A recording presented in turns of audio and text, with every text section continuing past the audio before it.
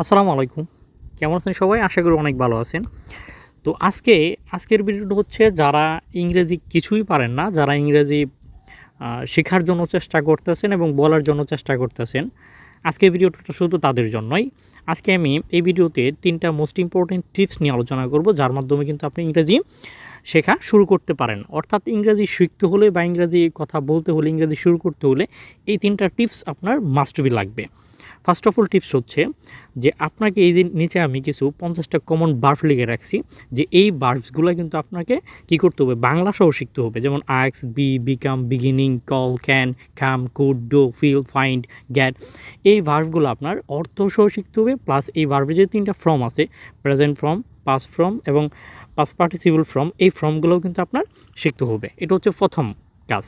কারণ এই যে 50টা ভার্ব লিখছি, এই ভার্বগুলো কিন্তু আমাদের ডেইলি কথা বলার সময় এই ভার্বগুলো আমরা ব্যবহার করে থাকি। এই ভার্বগুলো কিন্তু আপনার অধিকাংশ সময় ব্যবহার করে থাকি। তো এই ভার্বগুলো আপনি শিখতে হবে।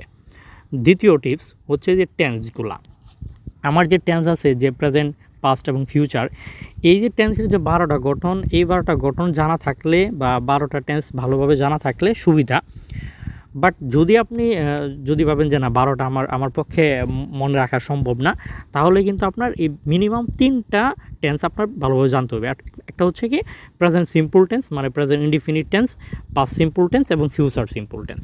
এই 3টা টেন্স আপনার কিন্তু জানতে হবে, ঠিক আছে? তৃতীয় টিপস হচ্ছে যে লার্ন ভোকাবুলারি এভরিডে। প্রত্যেক দিন কমপক্ষে আপনার কী করতে হবে, 10টা করে নতুন ওয়ার্ড, যে ওয়ার্ডগুলো আমরা ডেইলি ইউজ করে থাকি, এই ওয়ার্ডগুলো আপনার শিখতে হবে।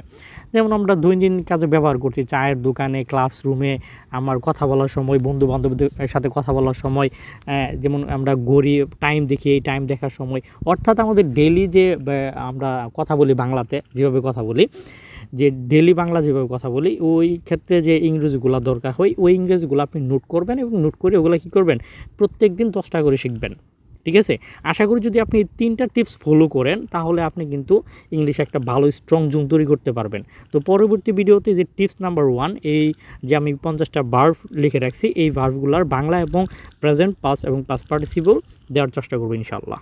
আজকে এই পর্যন্তই। তো ভিডিওটি ভালো লাগলে অবশ্যই কমেন্ট করবেন, শেয়ার করবেন এবং লাইক করবেন।